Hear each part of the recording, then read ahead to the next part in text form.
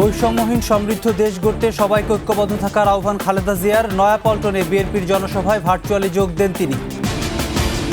বিএনপির নামে অপকর্ম করলে ছাড় দেয়া হবে না বললেন তারেক রহমান। দ্রুত সময়ের মধ্যে নির্বাচন দেওয়ার দাবি। ট্রাফিক নিয়ন্ত্রণে আনসারের পাশাপাশি স্বেচ্ছাসেবক হিসেবে কাজ করছেন শিক্ষার্থীরাও, প্রশংসা করছেন সাধারণ মানুষ।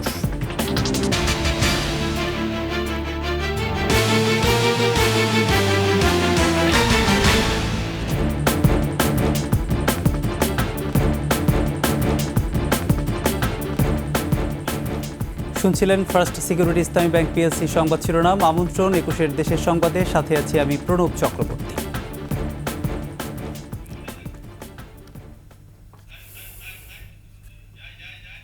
প্রতিশোধ প্রতিহিংসা নয়, ভালোবাসা ও শান্তির বাংলাদেশ গড়ে তোলার আহ্বান জানিয়েছেন বিএনপি চেয়ারপারসন বেগম খালেদা জিয়া।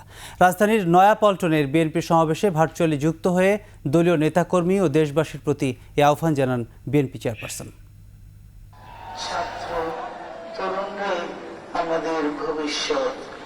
তারা তরুণরা এই যে স্বপ্ন নিয়ে বুকের রক্ত ঢেলে দিয়েছে, সেই স্বপ্ন বাস্তবায়নে করতে মেধা, যোগ্যতা, জ্ঞান ভিত্তিক গণতান্ত্রিক বাংলাদেশ গড়ে তুলতে হবে।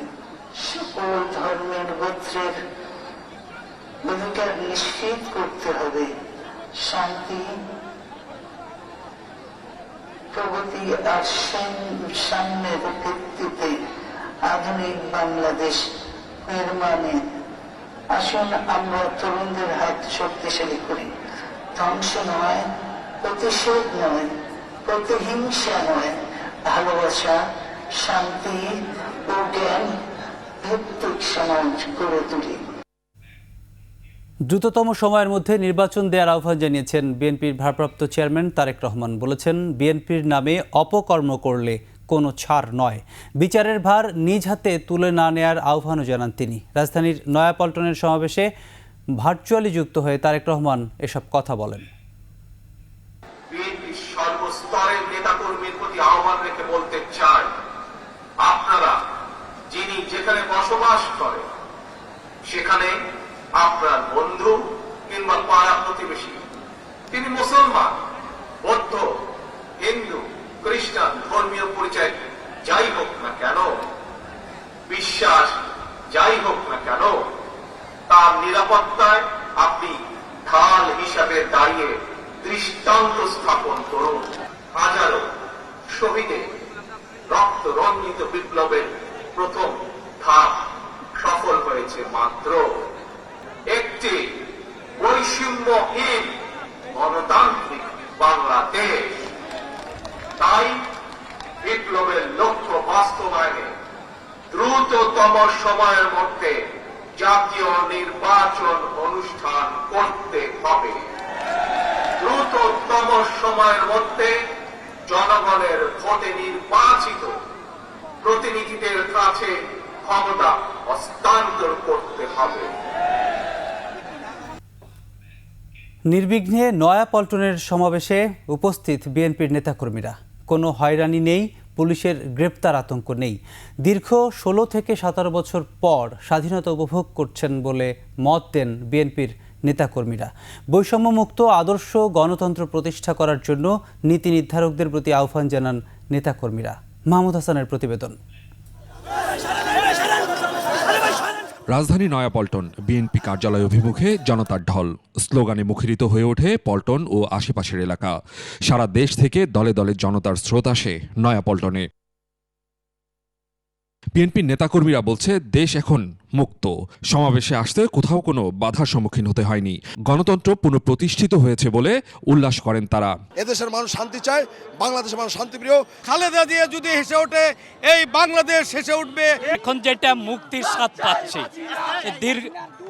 দীর্ঘ ১৫ বছর আমরা বিভিন্নভাবে অত্যাচার নিষ্পেষিত হয়েছি, কথা বলার সুযোগ পায় নাই।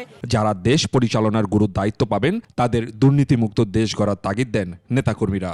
বলেন, গত ১৬ বছরে দেশের যে পরিস্থিতি তৈরি হয়েছে এমন যাতে আর না হয়। নেতৃত্ব নেত্রীর দীর্ঘায়ু কামনা করি।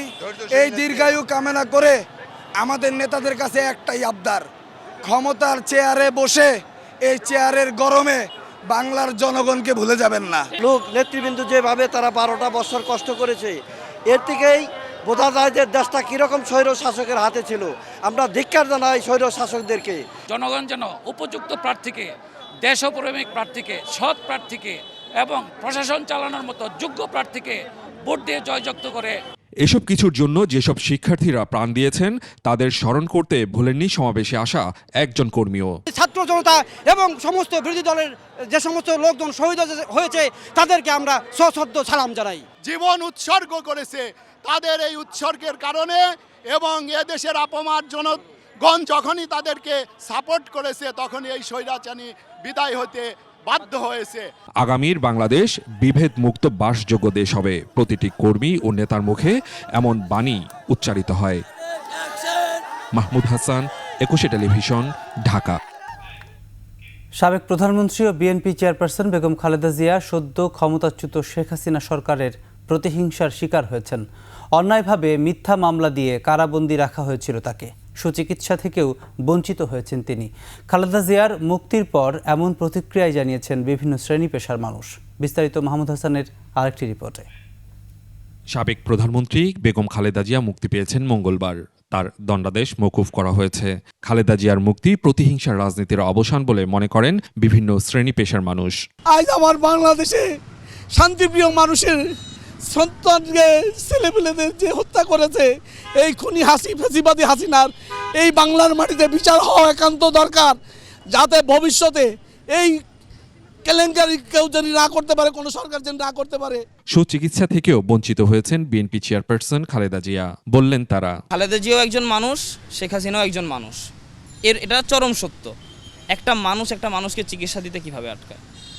প্রধানমন্ত্রী সে অনেক পরে, মানুষকে কিভাবে তাকে চিকিৎসা দেয় না?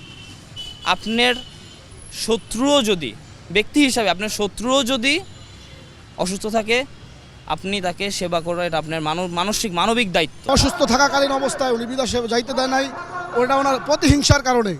উনি প্রতিহিংসার রাজনীতি করেছে, বাংলাদেশকে ধ্বংসের মুখে ফেলে দিয়ে আজকে উনি নিজে পালিয়ে গেছে। খালেদা জিয়ার 6.5 বছর যে অন্যায়ভাবে ফেসি সরকার, চোর চোর হাসিনা, খুনি হাসিনা অন্যায়ভাবে রাখছে, তার বিচার অবশ্যই আল্লাহ তারে করছে। সে এই বিচারের জন্য দেশের থেকে চোরের মতন পলায়ে গেছে। সাবেক প্রধানমন্ত্রী খালেদা জিয়াকে সুচিকিৎসার জন্য দ্রুত দেশের বাইরে পাঠানো দরকার বলেও মনে করেন বিভিন্ন শ্রেণী পেশার মানুষ। একটা স্বাধীন রাষ্ট্রে এই ধরনের ন্যাক্কারজনক প্রাইম মিনিস্টার ফেরাউনের হার মানাইছে। একটা প্রাইম মিনিস্টার, সাবেক প্রাইম মিনিস্টার 2 কোটি টাকা নিছে, সেটা একটা ট্রাস্টে আছে, ট্রাস্টের জন্য। তার বাড়ির কাজের মেয়ে 400 কোটি টাকার মালিক, তার মুখ থেকে বলে।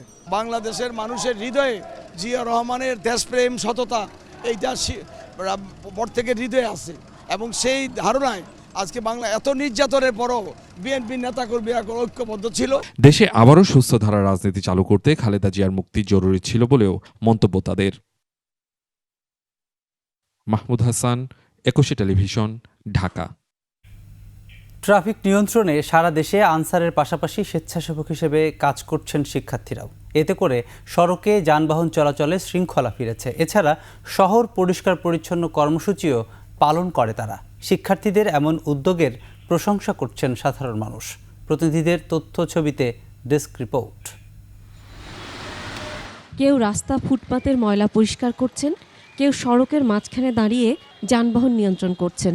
তবে এরা কেউই পরিচ্ছন্ন কর্মী বা ট্রাফিক পুলিশ নন। এরপরও শহরের সৌন্দর্য বাড়াতে এবং সড়কের শৃঙ্খলা নিশ্চিতে কাজ করছেন শিক্ষার্থীরা। তাদের এ কার্যক্রমে সন্তুষ্টি প্রকাশ করেন সাধারণ লোকজন। ট্রাফিক ব্যবস্থাপনা, পরিষ্কার পরিচ্ছন্নতার পাশাপাশি চট্টগ্রামে পুলিশ সদর দফতরের নিরাপত্তার দায়িত্ব পালন করছেন চট্টগ্রামের শিক্ষার্থীরা। শিক্ষার্থীদের এমন উদ্যোগকে স্বাগত জানিয়েছে নগরবাসী। এখানে পুলিশ লাইন ঝাড়ু দেওয়ার জন্য এসেছে। সিলেট নগরের ট্রাফিক শৃঙ্খলায় আনসারের পাশাপাশি নেমেছে শিক্ষার্থীরা। সকাল থেকে স্কাউটসের ড্রেস পরা শিক্ষার্থীদের নগরের বিভিন্ন পয়েন্টে ট্রাফিকের দায়িত্ব পালন করতে দেখা গেছে। টাঙ্গাইলে সকাল থেকে বৈষম্য বিরোধী ছাত্র আন্দোলনের শিক্ষার্থী ও স্বেচ্ছাসেবীরা শহরের বিভিন্ন সড়কে ট্রাফিকের দায়িত্ব পালন শুরু করে।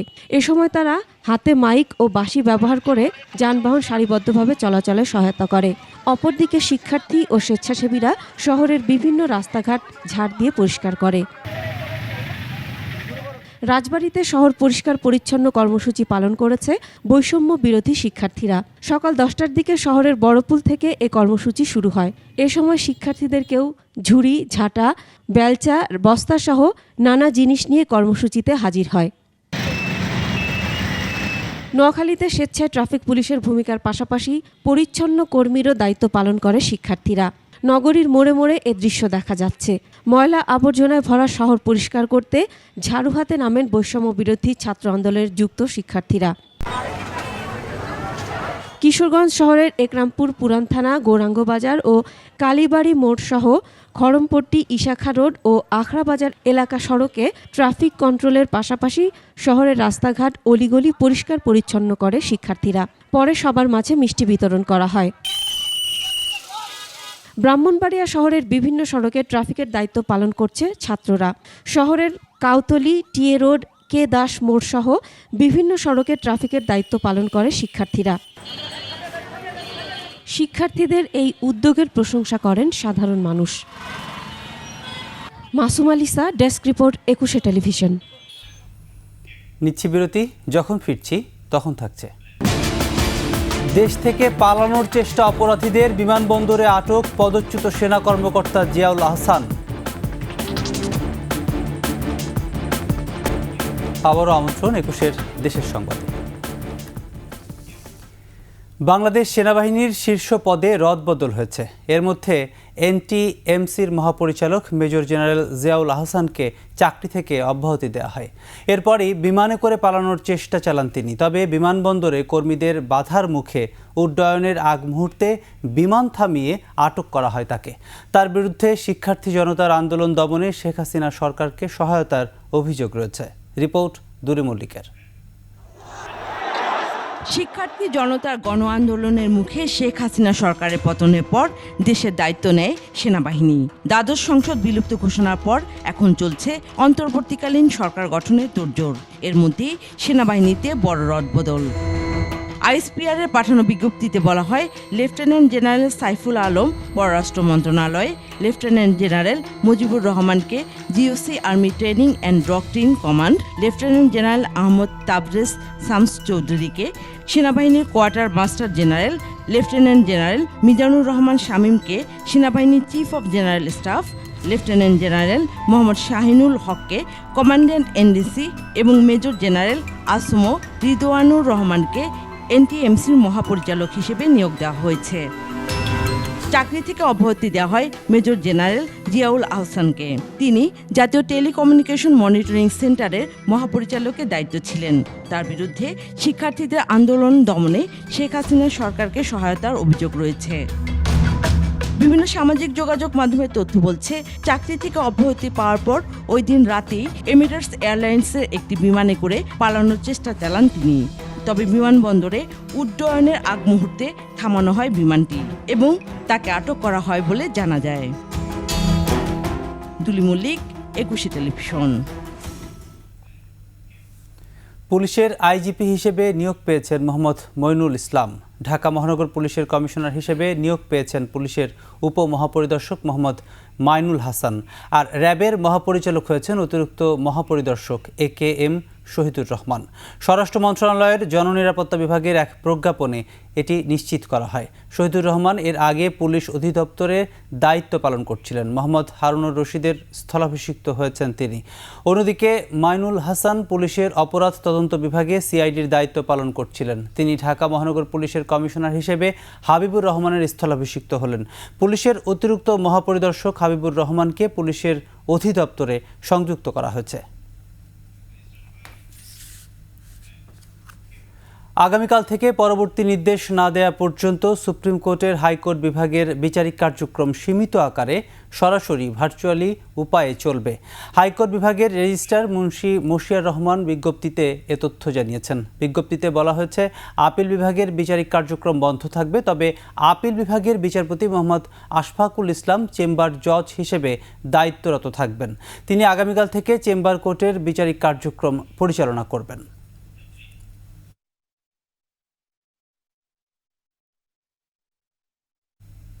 রাষ্ট্রের প্রধান আইন কর্মকর্তা attorney general AM Amin Uddin পদত্যাগ করেছেন। রাষ্ট্রপতি মোহাম্মদ শাহাবুদ্দিনের কাছে তিনি পদত্যাগপত্র জমা দেন। পদত্যাগপত্রে দায়িত্ব পালনে ব্যক্তিগত অসুবিধার কথা উল্লেখ করেছেন তিনি। 2020 সালের 8 অক্টোবর সুপ্রিম কোর্টের জ্যেষ্ঠ আইনজীবী এবং ওই সময়ে সুপ্রিম কোর্ট আইনজীবী সমিতির সভাপতি AM আমিন উদ্দিনকে অ্যাটর্নি জেনারেল হিসেবে নিয়োগ দেওয়া হয়। তিনি প্রয়াত অ্যাটর্নি জেনারেল মাহবুবে আলমের স্থলাভিষিক্ত হন।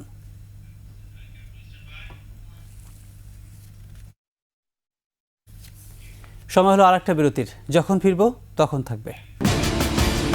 পোশাক কারখানা খুলেছে, উৎসব মুখর পরিবেশে কাজে যোগদান শ্রমিক কর্মচারীদের।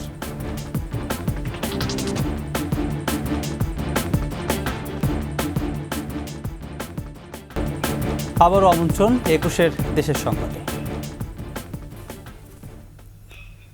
টানা কয়েকদিন বন্ধ থাকার পর খুলেছে তৈরি পোশাক কারখানা। উৎসব মুখর পরিবেশে কাজে যোগ দিয়েছেন শ্রমিক কর্মচারীরা। নতুন যে সরকার আসবে তাদের নেতৃত্বে পোশাক খাত আরও এগিয়ে যাবে বলে প্রত্যাশা তাদের। প্রতিনিধিদের পাঠানো তথ্যচিত্রে ডেস্ক রিপোর্ট। গাজীপুরের চন্দ্রা, শফিপুর, মৌচাক, টঙ্গী, ভোগড়া, শ্রীপুর সহ জেলার প্রায় সব পোশাক কারখানা খুলেছে। বুধবার সকাল থেকেই উৎসবমুখর পরিবেশে কাজে যোগ দিয়েছেন শ্রমিক কর্মকর্তারা। কয়েকদিন পর গার্মেন্টস খুললো, জানি নিরাপত্তা, জানি আমরা ডিউটি করা হারি ঠিক মতো, জানি ভালোভাবে জানি চলে। এখন আমাদের অফিস খোলা, আমরা অনেক খুশি হয়েছি, আমরা আমাদের কাজ করতে পারছি। গার্মেন্টস খুলছে, তাতে আমরা অনেক খুশি হয়েছি। আমরা কারখানা নিরাপত্তা নিয়ে কোনো শঙ্কা দেখছেন না কর্মকর্তারা। আশা করছেন শিল্পাঞ্চলের সার্বিক পরিবেশ ভালো থাকবে। আমরা সুন্দরভাবে ফ্যাক্টরি চালিয়ে যেতে পারবো, যাতে দেশের উন্নতি নতুন করে আমরা অগ্রগতিতে আমরা অন্য অংশীদার হিসেবে থাকতে পারবো। গাজীপুরের পাশাপাশি ঢাকার সাভার, আশুলিয়া ও ধামরাই এলাকার কারখানাও চালু হয়েছে। কাজে যোগ দিতে পেরে খুশি শ্রমিকরা। অফিস খুলছে আজকে, মানে অনেক আনন্দ লাগতেছে। আজকে অফিস খোলা, আজকে আমাদের ভালো লাগতেছে। কারখানা খোলায় স্বস্তিতে গার্মেন্টস কর্মকর্তারাও। আমাদের সময় সরকারের সদস্যভাবে কাজ করতেছে, তারাও চাই যে ফ্যাক্টরি খোলা থাকুক। এভাবে বৈষম্য বিরোধী ছাত্র আন্দোলন এবং পরে শেখ হাসিনার পতনের দাবি, ছাত্র জনতার সর্বাত্মক আন্দোলনকে ঘিরে দফায় দফায় বন্ধ রাখতে হয়েছিল পোশাক কারখানা, যা আবার চালুর মধ্য দিয়ে উৎপাদনে ফিরল দেশের এই রপ্তানিমুখী শিল্প। Banushree Dolly, desk report, 21 television. সাবেক প্রধানমন্ত্রী ও বিএনপি চেয়ারপারসন বেগম খালেদা জিয়ার কারামুক্তিতে গোপালগঞ্জের কোঠালীপাড়ায় আনন্দ মিছিল করেছে উপজেলা বিএনপি ও অঙ্গ সংগঠনের নেতাকর্মীরা। সকালে উপজেলার ঘাগরকান্দা গ্রাম থেকে একটি আনন্দ মিছিল বের করা হয়। মিছিলটি উপজেলা সদরের বিভিন্ন সড়ক প্রদক্ষিণ করে একই স্থানে এসে শেষ হয়। আলোচনা সভা শেষে বেগম খালেদা জিয়ার রোগ মুক্তি ও দীর্ঘায়ু কামনায় বিশেষ দোয়া মাহফিল অনুষ্ঠিত হয়।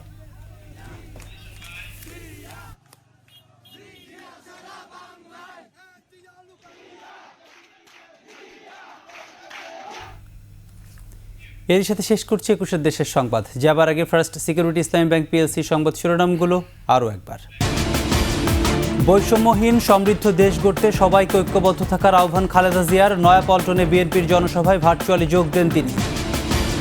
বিএনপির নামে অপকর্ম করলে ছাড় দেয়া হবে না বললেন তারেক রহমান। দ্রুত সময়ের মধ্যে নির্বাচন দেওয়ার দাবি।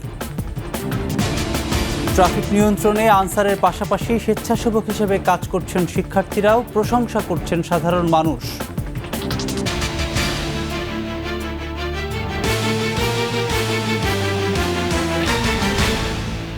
দর্শক, সর্বশেষ সংবাদ জানতে ডায়াল করুন 2021 নম্বরের, ভিজিট করুন 21-tv.com এই ওয়েবসাইটে। এছাড়া ফেসবুকে ভিজিট করতে পারেন www.facebook.com/2124 অনলাইনে। এতক্ষণ সঙ্গে থাকার জন্য ধন্যবাদ। পরবর্তী সংবাদ সন্ধ্যা 7টায় দেখার আমন্ত্রণ রইল। 21-এর সাথেই থাকুন।